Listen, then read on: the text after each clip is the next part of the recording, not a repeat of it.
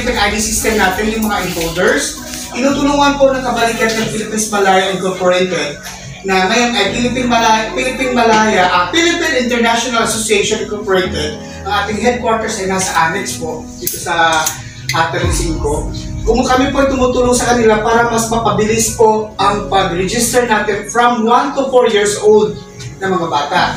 Ano-ano ang mga requirements? Kailangan po yung nanay naka-register na rin po sa ID system.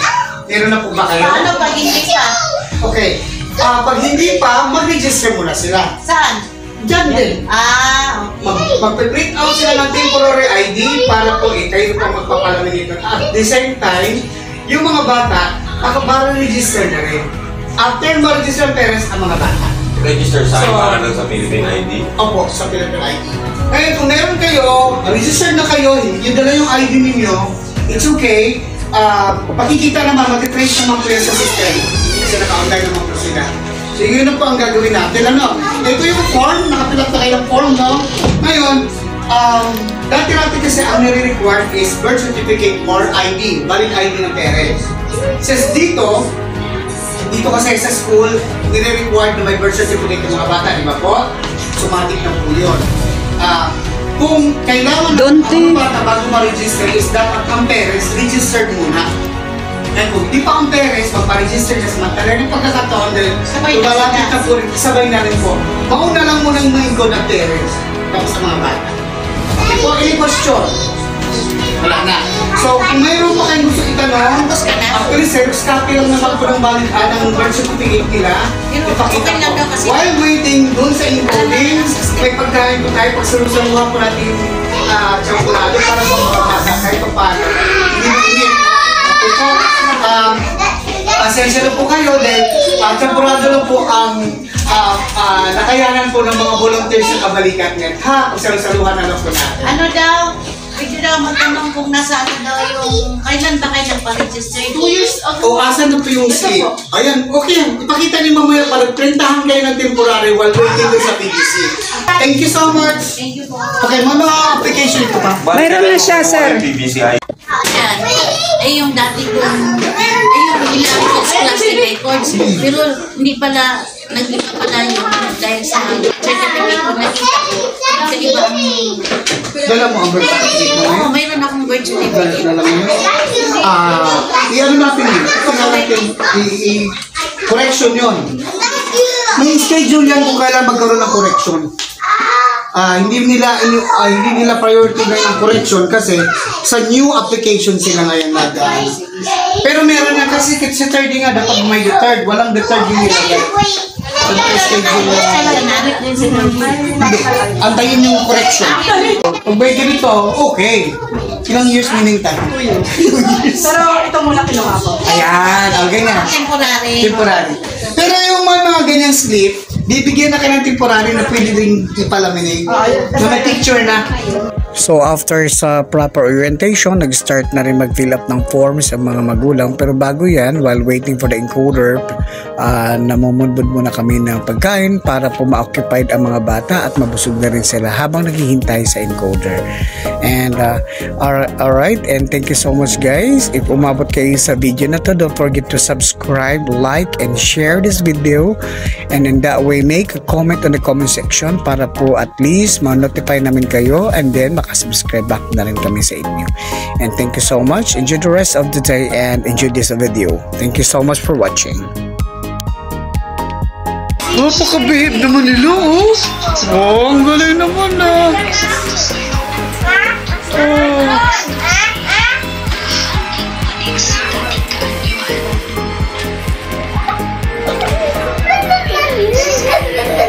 Uy, good job ang ano to, Carnival C. Uy, good job, napaka-behave nila, oh. Galing-galing. At good job si teacher. Sige, salamat. So, sa Carnival B.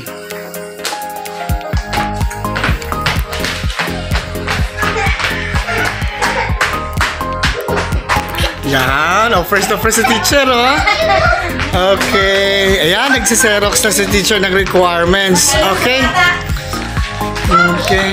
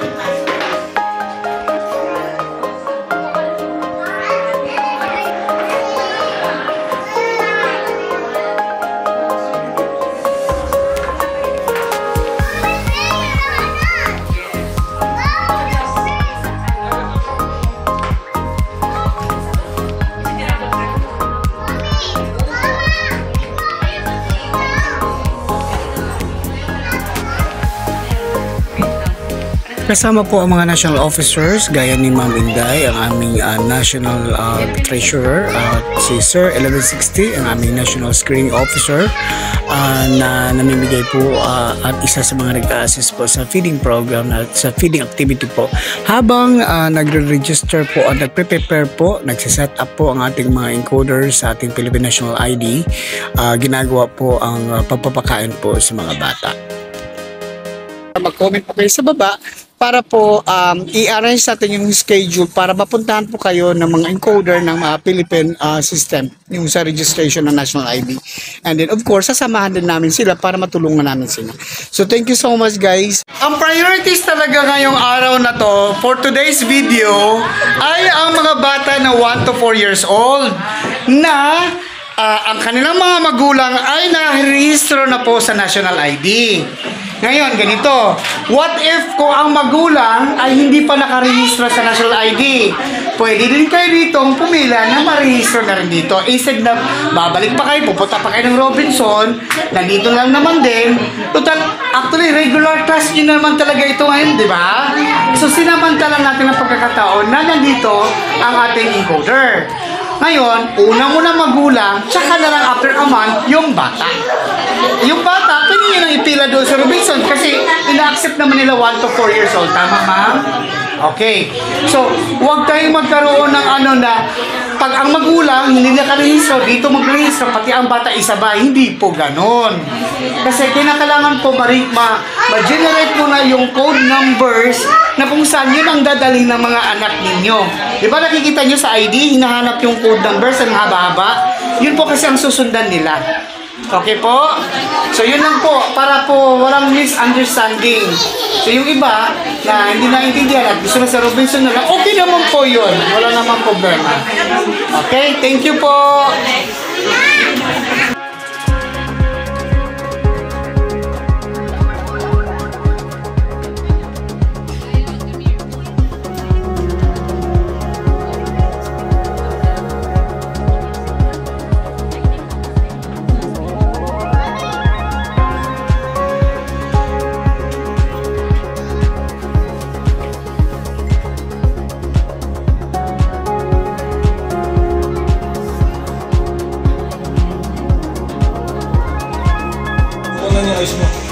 Alright!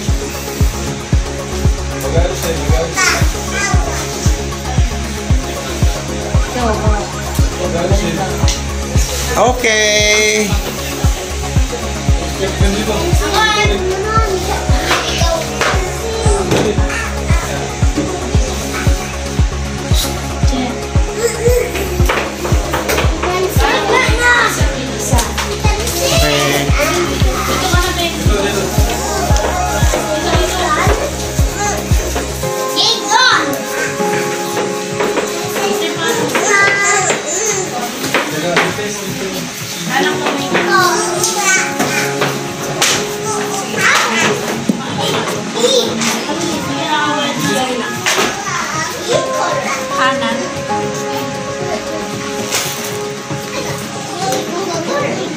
Huwag mo tatanggalin, patiis ka na. Estetika lang.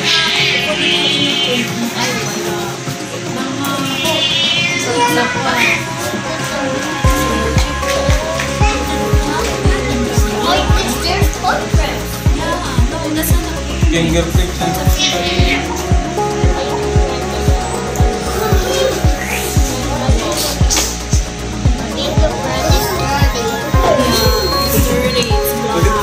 dirty. Kita niya black eh. Yaki, no? Yaki. Yaki.